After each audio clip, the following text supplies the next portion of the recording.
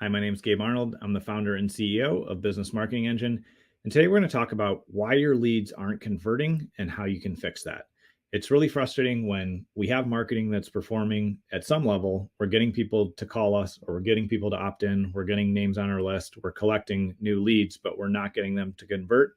And there's some common problems and challenges and mistakes that I've made over the years and learned to fix that I want to share with you today. So stay tuned and I'll share those with you.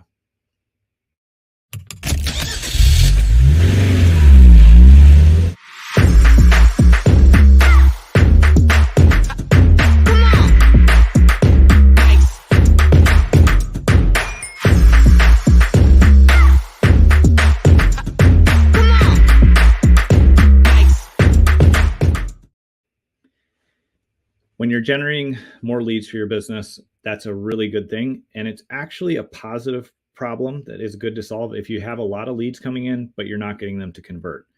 One of the things that I encourage people to do in that situation is don't turn down your marketing. Don't stop what's bringing in those leads. Instead, let them continue to come in because that really fuels your marketing engine and allows you to optimize and improve. So don't be discouraged if you have leads coming, but they're not converting. Actually be encouraged and celebrate the fact that, hey, we're getting leads. Now we just get to solve the next thing. And that's part of being an entrepreneur. That's part of being a marketer. That's part of being in business. And one of the common things, there's two common things that happen when I see people generating leads, but they aren't converting into a sales call or to buying the first product or taking the next step. There's typically two things that are happening, one of two, or sometimes both. One is that leads come in and they're not getting responded to fast enough. So they sit, they get cold. And by the time the company, the salesperson, whoever's in charge of that is getting back to them, they've already moved on. And that can happen because if you think about when you're searching for a solution, you get on Google, you search, I want to know how to do this or solve this or find this kind of company near me or whatever you're searching for. You are in a state of searching and you're trying to solve your problem and you want results now. So if you go to a website or if you call and leave a voicemail or you fill out a form and you don't get any interaction, it's completely natural for you as the prospect, seeking out that business to assume they're too busy or maybe they're not in business or I didn't hear back and I need to solve this problem.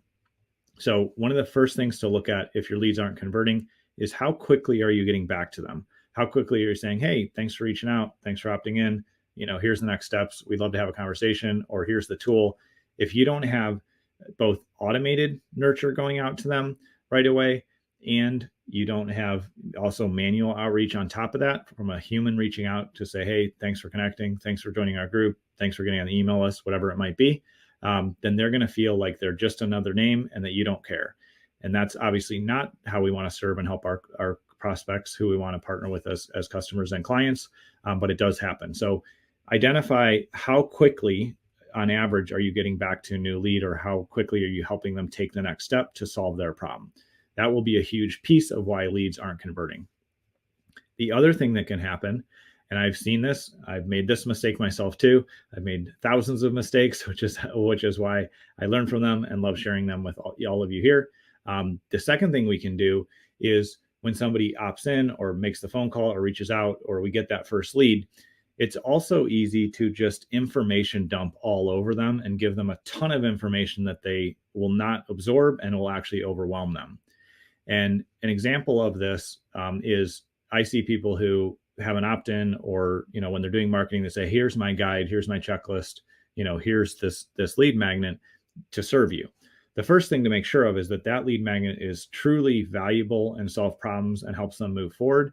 Because if it's low quality or if they get any sense that you really didn't put effort and time and investment in that, then that's the expectation that you're setting of how they're going to interact with you going forward. So make sure it's valuable.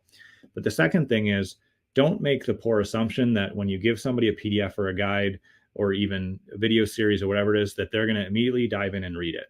That's not how we behave as humans. It's not reality. And if you think about the last ebook you downloaded or the last video training you got for free or anything like that, odds are it's somewhere in your downloads folder or in your email, or you lost it and you didn't read it all the way through.